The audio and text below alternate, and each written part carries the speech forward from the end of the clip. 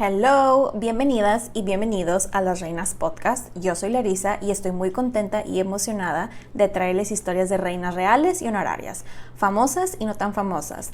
El día de hoy les estaré hablando de una reina honoraria que tiene una historia bastante diferente a las demás que les he platicado. Ella es la asesina en serie más famosa que probablemente no conoces. La cosmetóloga italiana del siglo XVII que ayudó a cientos de mujeres a librarse de sus abusivos esposos para siempre. Esta es la historia de Giulia Tofana. Ahora, antes de comenzar, quiero hacer unas aclaraciones. La primera, no soy historiadora, solamente soy fan. La segunda, es probable que no vaya a pronunciar bien algunos nombres de personas, ciudades, etc. Así que me disculpo de antemano. Y pues espero, ya saben, prepárense una bebida, pónganse cómodos y acompáñenme mientras les cuento sobre la vida de esta mujer. Comenzamos.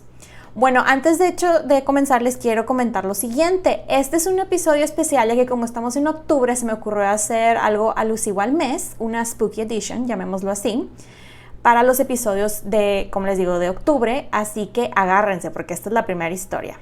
Comenzamos. Giulia Tofana. Quiero comentarles adicionalmente que no tenemos mucha información de Giulia y tampoco, bueno, y lo poquito que se tiene fue escrito mucho tiempo después y muchas fuentes se contradicen, así que realmente no sabemos lo que pasó con exactitud, pero bueno, es parte del encanto de la historia.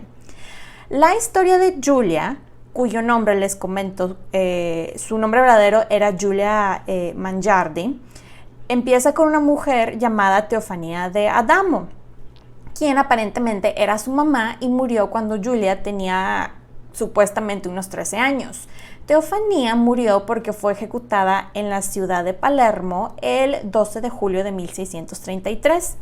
La ejecutaron ya que fue acusada de haber asesinado a su esposo. Se rumora que el esposo era bastante abusivo con ella y pues ella lo mató. Teofania se dedicaba a la cosmetología de la época y aquí es cuando Giulia empieza a aprender el oficio. De Giulia realmente no sabemos cuándo nació ni dónde nació. Lo más probable es que nació en la ciudad de Palermo, en Sicilia, Italia. Hay algunas personas que dicen que es probable que nació más o menos alrededor del año 1620, por ahí. Pero la verdad es que nadie sabe con exactitud. Si nació en esa fecha, entonces sí tiene 13 años para cuando matan a la mamá. Pero como les digo, no sabemos nada de ella, dónde creció, aunque lo más probable es que se quedó en Palermo, en Sicilia. Tampoco sabemos nada de su educación, pero pues por lo que les voy a contar a continuación, podemos digamos que deducir que ella sabía leer, sabía escribir, y sabía contar ya que pues era bastante lista con eso de las plantas y propiedades, era una businesswoman, así que pues inteligente era la mujer. Una cosa que sí se mencionó de Giulia es que la han descrito como una mujer muy bella. No sabemos qué características exactamente tenía que la hacían bella, pero la cosa es que para los estándares de la época dijeron que era muy bella, así que pues les vamos a tomar la palabra. Ahora entremos un poquito de contexto de la época. Durante el siglo XVII estaba de moda, tanto en hombres como mujeres, cosas como pelucas y maquillaje así muy exagerado. Me imagino que han visto una que otra película donde han visto este tipo de maquillaje así blanco y exagerado. La cosa es que usaban el maquillaje para hacer las caras, los rostros más blancos y parejos supuestamente, y obviamente lo del maquillaje y la cosmetología de la época pues era también para mantenerse más jóvenes, ¿verdad? Tenemos ejemplos, esto es mucho antes del tiempo de Giulia, por ejemplo la reina Elizabeth I de Inglaterra, que se ponía plastas y plastas de su maquillaje, que de hecho tenía arsénico y le arruinó aún más la cara. También de hecho está el libro el que les mencioné en el episodio de Catalina Sforza, que ella misma escribió de sus recetas caseras y sus medicinas y cosméticos y todo lo que hacía, que pues contenían ingredientes que ahorita ya sabemos que son bastantes cuestionables y peligrosos, pero pues como les digo, estos solamente son ejemplos.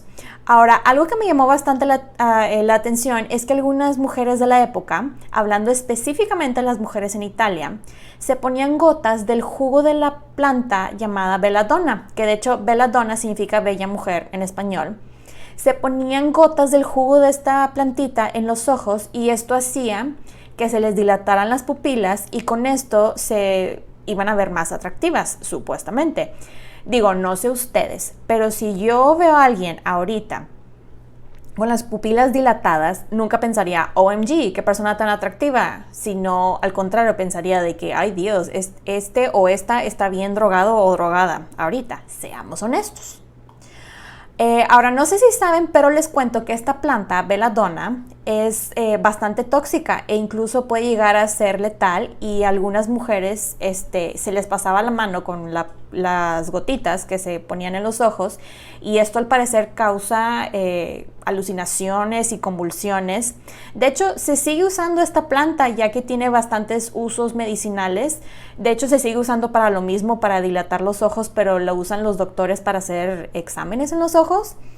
La cosa es que pues obviamente en estos tiempos ya están muy bien estudiadas las propiedades de esta planta, están muy bien reguladas, cantidades, todo eso, así que ahorita no hay problema y sirven para tratar diferentes cosas. En aquellos tiempos pues imagínense, ¿verdad? Pero bueno, cerrando este paréntesis de contexto cultural, continuamos con la historia de Julia. Julia, según reportes, pasó gran parte de su tiempo mientras crecía entre boticarios, estando presente cuando estos pues elaboraban sus pociones y por pociones pues me refiero a sus medicinas, maquillaje, etc. Pero a raíz de esto fue que ella desarrolló su propio veneno, el famosísimo Aqua Tofana o agua tofana. Algo que sí me gustaría aclarar es que es muy posible que su mamá, Teofanía, acuérdense que ella era cosmetóloga, y le digo entre comillas, fue la que inventó este veneno y que le haya heredado la receta a su hija. La cosa es que pasó el tiempo y Julia creció y se casó, empezó su negocio y al tiempo de esto quedó viuda. De su matrimonio les cuento que tuvo una hija quien aparte de ser su mano derecha en el negocio era también astróloga. Al parecer le decían la astróloga de la Lungara, o Lungara, como se pronuncia correctamente. Julia empezó a vender este veneno a mujeres que querían enviudar, ya que sentía mucha simpatía hacia ellas, sobre todo las mujeres de estatus bajo, ya que estaban en matrimonios muy abusivos. Vaya, ella las ayudaba a todas, pero en especial a las más pobres.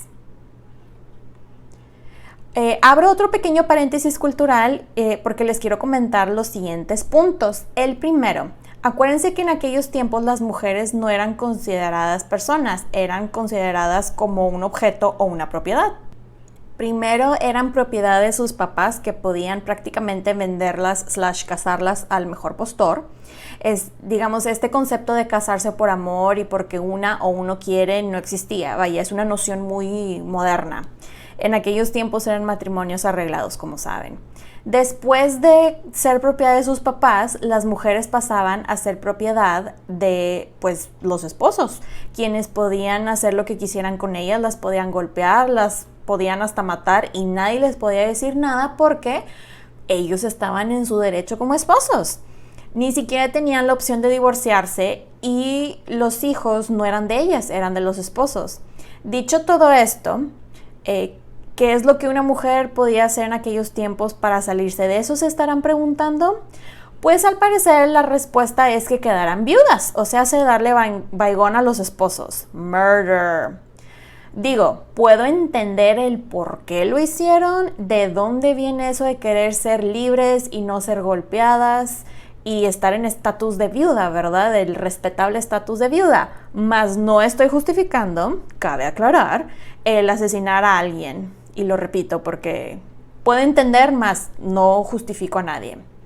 El segundo punto es que las mujeres en aquella época, que me gustaría comentarles, como saben, las mujeres en aquellas épocas solamente podían hacer 3 cosas. La primera era casarse, como se los acabo de mencionar, que no siempre les iba bien, depende cómo les tocaba. La segunda era vivir en extrema pobreza y pues andar mendigando por las calles. Y la tercera opción era prostituirse. Lamentablemente muchas elegían el matrimonio para no terminar en la calle, y las que elegían la prostitución pues simplemente era porque tenían hambre y querían comer. Pero bueno, cerrando este otro breve paréntesis, les cuento que el famoso agua tofana, al parecer tenía como ingredientes arsénico, plomo y beladona. Hasta la fecha sigue siendo un completo misterio las cantidades del veneno o si tenía más ingredientes, pero sí sabemos que era inodoro e insípido y tampoco tenía color. Los ingredientes, al menos el plomo y el arsénico, eran ingredientes bastante comunes ya que se encontraban en los cosméticos de la época, así que pues realmente nadie podía sospechar nada. Al parecer solamente se necesitaban entre 4 a 6 gotas para poder matar a un hombre con este veneno. O sea, así de potente estaba la cosa. El agua tofana al principio era vendido en estuches de maquillaje, como el polvo compacto para que se den una idea. Pero esto era más difícil de manejarlo, así que como buena empresaria que era, hizo un rebranding. Y aquí es cuando lo empezó a sacar en forma líquida, en pequeñas botellas en donde se almacenaban, por ejemplo, perfumes o aceites, e incluso esas botellitas que podían guardar cosas religiosas como agua bendita, por ejemplo. Y esto lo podían tener ellas fácilmente, o sea, cualquier mujer, sea mujer pobre o una mujer rica, lo podía tener en su tocador y nadie iba a sospechar nada, ya que pues eso se puede usar como entre comillas, maquillaje, ¿verdad? Después, ella hizo otro rebranding, ya que aquí fue cuando le puso el nombre de Maná di San Nicolás, o agua de San Nicolás en español, de manera de que se viera ahora sí como algo más religioso, así como ya ven que muchos lugares religiosos venden botellitas de agua bendita, hagan de cuenta que es eso, ¿ok? Como les dije anteriormente, ella vendía su veneno a las mujeres que querían salir de sus matrimonios abusivos. Cabe aclarar, que ella también le vendía su veneno a hombres, pero ellos realmente eran, yo creo que menos del 1% de la clientela. La cosa es que el negocio poco a poco iba creciendo, pero todo con base en referencias personales. Vaya, ella nunca puso un letrero en la entrada que dijera, ven y compra mi veneno y te deshaces de tu marido. O sea, eso nunca pasó. Este producto se hizo muy popular ya que, número 1, era prácticamente imposible de detectar. Vaya, si hacían una autopsia no salía nada, a diferencia de otros venenos que habían en el mercado. Y la segunda es que el veneno actuaba lentamente. La víctima empezaba con síntomas que prácticamente es como si describes los síntomas de COVID. O sea, dolores de cabeza, tos, malestares estomacales, cuerpo cortado, etc. O algún malestar por el estilo. Y los doctores de la época pues llegaban, los trataban y les daban las medicinas de la época, y como morían decían, pues murió de causas naturales, porque pues acuérdense que la gente pues del pasado moría por cualquier cosa, o sea, se cortaban el dedo y ya, murió. Giulia primero empezó el negocio, al parecer, en la ciudad de Palermo, en Sicilia. De ahí se fue, según esto, a Nápoles, y de Nápoles se movió para Roma, que aquí fue cuando su negocio así súper despegó. Otra cosa que me llamó mucho la atención es que Giulia les daba un tutorial a las mujeres que compraban el veneno del cómo se tenía que administrar. Les explicaba que lo tenían que poner en el vino o en el agua, o incluso podía hacer en un caldito o sopa o algo por el estilo. La primera dosis, dícese la primera gota o 2 gotitas, no provocaba síntomas de forma inmediata, pero a los días empezaban con síntomas de un tipo como resfriado, y ya para la tercera dosis ya los síntomas ya eran más visibles, algunos vomitaban o les daba diarrea, y ya la cuarta dosis ya era la tipo endgame, ya saben, la final. La cosa es que este veneno actuaba, como les digo, de forma lenta, así podían y tenían tiempo de hablarle a un doctor. Llegaba el doctor y les decía, ay, pues los revisaba, y de que pues tienes una gripa, ten. O, ay, te cayó pesada la comida, ten esta medicina. La cosa, pues la medicina no iba a funcionar. Como el veneno actuaba de forma lenta, los esposos pues digamos que tenían tiempo de arreglar sus cosas, de dejarlo claro por escrito, hacían sus testamentos, se confesaban y hasta se arrepentían y pedían disculpas por andar golpeando a las esposas. Y pues con esto me imagino que de cierta manera las mujeres se sentían un poco menos culpables o sentían menos feo por lo que hacían, ¿verdad? Otra cosa bastante interesante es que el tutorial de Julia incluía lo que tenían que decir, cómo tenían que expresarse, qué emociones tenían que estar demostrando, actuando. Hasta les decía, es que tienes que llorar y tienes que actuar de esta manera, y si no sabes llorar no te preocupes, yo te enseño, y vas a hacerle así, vas a hacerle así. O sea, vaya, ellas actuaban como las mejores y más dedicadas mujeres hacia sus esposos. Ya cuando el esposo moría, les explicaba que ellas tenían que exigir una autopsia de manera que pudieran comprobar su inocencia, porque no iba a salir nada en la autopsia. Iban a revisar todos los órganos y no iba a haber nada, o sea, no iba a salir nada. Les cuento que las clientas de Julia la querían mucho y la protegían bastante, y solamente la recomendaban cuando sabían que era alguien de súper confianza.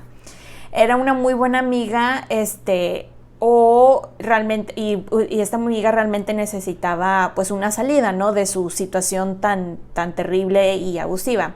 Digo, les convenía a las clientas cuidar y proteger a Julia, ya que si a ella le llegaba a pasar algo, pues ella podía soltar nombres de sus clientes, y pues eso era malas noticias para ellas también, ya que si Julia caía, ellas también caían.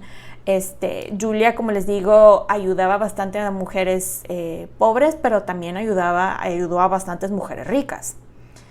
Julia, por su parte, también las mandaba a investigar para saber si podía confiar en ellas. Era todo un proceso acá muy robusto de referencias, y quién sabe qué más investigaba la mujer. Julia, ya para estas alturas, ya estaba viviendo en Roma. Al parecer se instaló por el área de Trastevere y abrió un local ya acá formal de cosméticos. Digo, era la fachada, ya que realmente lo que más dinero daba para el negocio era el agua Tofana. Pero si llegaba alguien que preguntaba, oye, ¿qué esto y qué lo otro? Y ella, pues yo no sé de qué estás hablando, porque pues yo aquí estoy vendiendo mi maquillaje, mira. Muy lista, Julia, muy lista. La cosa es que le fue muy bien, ya que nadie abría la boca, y esto lo hizo por años, y por años me refiero a más de 20 años. Y construyó todo un imperio que su red se extendió al parecer hasta Palermo, Sicilia. Claro, todo esto era muy bajo el agua, nadie nunca dijo nada, nadie supo nada. Con decirles que parte de la gente que ella tenía en su nómina, que ella empleaba, era un sacerdote, ya que él era uno de sus dealers, de sus proveedores principales de ingredientes que necesitaba para hacer su veneno. La cosa, como les digo, es que ella era muy querida por las mujeres, tanto pobres como ricas, ya que pues las había ayudado, pero todo cambió, todo se derrumbó cuando una clienta, después de llegar recomendada y de pasar las pruebas de confianza y referencias y todo por Julia, le quitó la copa al esposo diciéndole, no te lo tomes, y el hombre de que, ¿pero por qué? Y le empezó a golpear, y la golpeó hasta el punto que ella confesó que había puesto veneno en la copa y que se había arrepentido de querer matarlo, pues. La cosa es que el esposo de esta mujer la llevó con las autoridades, y ahí a la mujer la torturaron hasta que ella confesó nuevamente y soltó el nombre de Julia. Julia, por su parte, como les digo, era muy popular, y sus contactos le avisaron, porque pues les digo, ella tenía una red bastante impresionante. Sus contactos le avisaron, logró escapar, y en el vecindario, la verdad, la gente la quería bastante y hasta ayudaron y hicieron lo que pudieron para impedir su arresto. En su huida, Julia se refugió en una iglesia en donde le concedieron el asilo en sagrado, el famoso sanctuary. Imagínense así la película, la del jorobado de Notre Dame, cuando llega Esmeralda corriendo a la iglesia gritando sanctuary. Bueno, algo así pasó, ¿ok? Probablemente menos dramático o más dramático, no lo sabemos, pero algo así como la película fue. Ahí se quedó Julia por un tiempo, hasta que se empezó, y de hecho hasta se rumora que en la iglesia ella continuó con el negocio, Pero todo fue game over para ella cuando alguien, no se sabe quién, empezó a difundir un rumor, y este rumor se difundió súper rápido, que Julia, quién sabe cómo, había envenenado el agua de Roma. ¿Quién sabe cómo esto hubiera sido posible, ya que ella no tenía acceso al agua de toda una ciudad, cabe aclarar? Pero la cosa es que la gente, hasta sus amigos del barrio más cercanos, paniquearon y la policía forzó la entrada a la iglesia y la sacaron a rastras a la mujer de la iglesia para ser interrogada. Ya estando encarcelada, la obligaron a llevar botas de plomo durante su estancia en prisión. Esto de las botas, según mi investigación, fue una de las maneras que la torturaron y quién sabe qué más le hicieron. La cosa es que Julia terminó confesando bajo tortura los asesinatos de 600 hombres con la venta de sus venenos en Roma entre los años 1633 y 1651. También soltó algunos nombres de algunas de sus clientas a lo largo de esos 20 años. No se sabe exactamente cuántos hombres fueron, si exageraron la cifra o si es más, ya que número 1, ella tenía una muy amplia distribución del veneno, y 2, su confesión fue obtenida bajo tortura, lo cual la gente dice pues lo que quieran los demás cuando están siendo torturados, y pues no podemos saber a ciencia cierta cuántos fueron. Su muerte. Esta es la parte más confusa de la historia de Julia, ya que tenemos varias versiones de cómo murió. Y por varias versiones me refiero a aproximadamente unas 5, ¿ok? La primera versión dice que Julia fue ejecutada en la horca en el campo de Fiori junto a su hija y 3 colaboradores en julio de 1659. Y que tras su muerte su cuerpo fue arrojado sobre el muro de la iglesia que la había acogido anteriormente. Algunos de sus proveedores y clientas fueron también arrestados, interrogados y ejecutados, mientras otros de sus cómplices al parecer los encerraron en el Palazzo Pucci. La segunda versión dice que murió por causas naturales en 1651. La tercera versión dice que encontró refugio en un convento y que ahí vivió durante muchos años y que continuó con su business del veneno desde el convento y que lo movía a través de una red de monjas y clérigos. La cuarta versión dice que fue capturada, torturada y ejecutada, pero no especifican cómo y no especifican cuándo. Hay algunas que dicen que fue en 1659. Otro año que dan es 1709 o 1730. Como pueden ver, nadie se puso de acuerdo. Y la quinta versión dice que a ella la sacaron del santuario y la estrangularon y sacaron su cuerpo por la noche y lo aventaron de la iglesia donde estaba. Aventaron ahí el cuerpo. Sea cual sea la manera que murió, la cosa es que murió y pues tenemos esta historia que contar. El famoso compositor Mozart, quien vivió unos 100 años después, estaba convencido cuando él estaba muriendo que él fue envenenado con agua tofana. Y pues el misterio de su historia y su fama asesina se extendió entre los literatos del romanticismo, ya que tiempo después, en el siglo XIX, Alejandro Dumas hace una referencia de ella en su famosa novela El Conde de Montecristo y dice lo siguiente: hablemos, señora, de cosas indiferentes, de Perugino, de Rafael, de costumbres, de los trajes y de esa famosa agua de tofana de la que algunos te dijeron aún guardan el secreto en Perugia. Espero que les haya gustado este episodio. Sé que es un poquito diferente al formato que normalmente manejo. Saben que pueden encontrar los episodios de Las Reinas Podcast en diferentes plataformas como Spotify, YouTube, Apple Podcast y Amazon Music, y también están mis diferentes redes sociales como @lasreinaspodcast para Facebook e Instagram y @lasreinaspod en Twitter. Recuerden suscribirse, darle like, activar la campanita para recibir notificaciones, descargar los episodios y compartirlos. Incluso pueden dejar su rating y review. Muchas, pero muchas gracias por escucharme y por apoyar este podcast. Nos escuchamos pronto. Bye.